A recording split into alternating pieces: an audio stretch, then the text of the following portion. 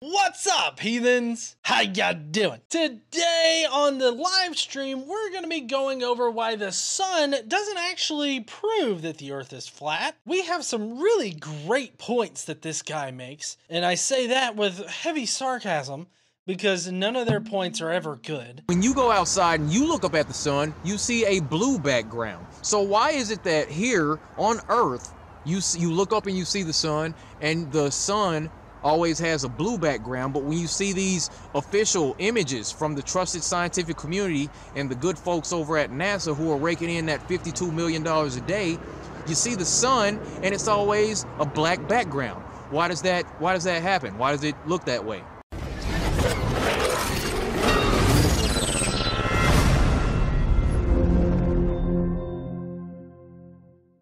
All right, here we go, Black Neo, let's do it. One thing that we have to deal with as flat earthers from the heliocentric enthusiast community is the idea that they always say that we have absolutely no evidence to support what we believe. Well, okay, well, you don't. It's also not heliocentric enthusiast. It's just normal fucking people. Let's get on the same page right off the bat. We're not enthusiasts. We just accept the scientific evidence that's been presented. I think I'd like to weigh in on that and do what I can to provide a little more evidence that supports this idea. Today we're going to be talking about the sun. Yay! You're going to want to hang out until the end for this one. The sun is the smoking gun! A flat earth discussion. Now, what we're told according to the heliocentric model is that the sun is 93 million miles away. We're going to start off by talking about the distance. We'll talk about the size in a little bit. Okay, so there's various ways that we know how far away the sun is and everything like that. So I'm wondering what he's going to bring up. I'm guessing it's that the sun's not 93 million miles away. You never see a representation, graphical representation of the sun being 93 million miles away from the Earth and all the other planets. You know? Okay, let me get this straight. You want a legit picture that includes the Earth and like a 2-scale Earth and then 93 million miles away sun? Like, how would you expect to even get that picture? I mean, we have pictures from, what's that, Voyager, one of the Voyager satellites, I believe. But we have pictures from, like, Saturn that look back and you can see the sun. But my guess is that you wouldn't actually accept that because it's all NASA shit. But I really don't know how you expect us to get that particular picture. No, in relation, you never see it that way. Every time the sun seems to be small and close, it's right at the center. There isn't a whole lot of distance in between the sun and the rest of the planets. Well, yeah, there would be no point in showing like a black fucking picture where 1 pixel is like the Earth and then like maybe 4 pixels is the sun. Like, there's no point in showing that. So I still don't understand how you expect us to get these pictures. Also, another red flag in that whole idea is that it is CGI. The fact that every time you see the solar system, you see the sun and the Earth in the sky and all that, out in space, it's always CGI. If you're talking about the pictures you just showed, yes, those would be like artist renderings or computer generated shit. But that's because we were trying to illustrate it in a way that we can digest. It wasn't meant to be like scientific images that prove how far away the sun is from us. Like, I don't know where you get off thinking that, but it's a total straw man argument for you to present. You know, we have these images, we have videos where the sun leaves a hot spot on the clouds or on the surface of the Earth. As you can see here in this footage from Dog Cam, you see the weather balloon has a camera attached to it. It's floating above the clouds and all that, and you can see a hot spot. Okay, this isn't new information. I've heard of this hotspot shit before. I went out looking for information on it, and every single thing I found, like where it was somebody asking a question, and then a person that has like the knowledge to talk about it, they're all like, I don't know what the fuck you mean hotspots, but if you could provide an image, that would be better. But no, what he's talking about is the reflective part of the clouds there, which maybe now, if you can see right next to the, I don't know what that is at the end that's holding on to that. It's maybe a clamp or something, maybe a tripod. I don't know. But anyways, if you can see it, it's just a more reflective like layer of clouds that just so happens to be angled at the camera so that you can see like that particular part better. I mean, you see that all the time on oceans when you have like waves and shit and water and disruptions at the surface of the water. They will angle like they will reflect the light at a certain angle to where it looks brighter than it actually is. So I mean, this is not anything different. It's not anything new. Legit, a 5-year-old would be like, the fuck are you talking about? Are you a dumb shit or something? If the sun were actually at a distance of 93 million miles away, all the rays from the sun would hit the Earth parallel.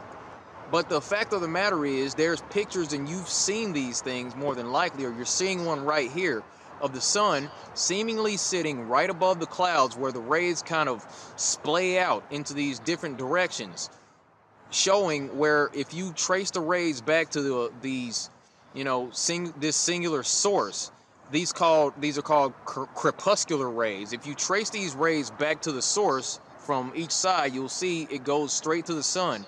Okay, so yes, those are crepuscular rays.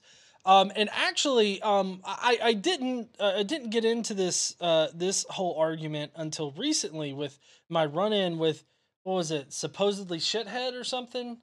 Oh, allegedly Dave, the guy that drinks piss because he thinks that it will heal shit. I mean, those are parallel light rays. Sure, from our perspective, it looks like they're splayed out and shit, and that you trace it back, and it seems like the sun would be close, I guess, for a dumbass. It's literally our perspective that is causing us to see it splay out like that. Because if you look farther back, they are parallel. It's because you're at a farther distance and your perspective is different for those. They're still parallel. They're still hitting the earth in a parallel manner. It's just from our perspective, it doesn't look parallel. Does anybody else feel like he's going to ask us to take the red pill or the blue pill here in a second? I feel like he is, and it's like the red pill is going to be flat earth shit and the blue pill is going to be globetard shit. Also, concerning the sun at that distance, realize this, try to acknowledge this fact that every time you see the sun out in space, you always see this big orange ball, and you see these solar flares, just kind of jumping off the surface, and it's all looks like hot lava.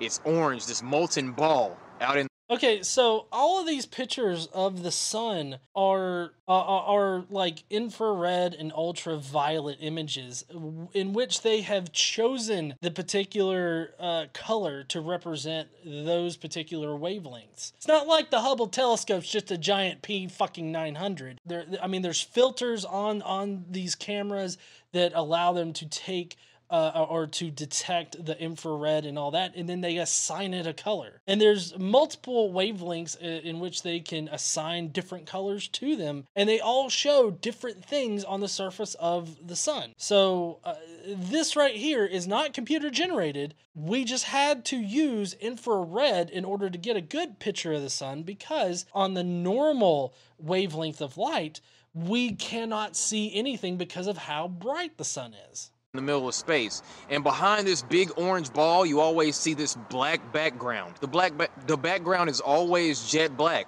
But when you go outside and you look up and you see the sun looks like more of a yellow spotlight, small, local. And what do you see with your own eyes behind the sun? You always see blue. When you go outside and you look up at the sun, you see a blue background. So why is it that here?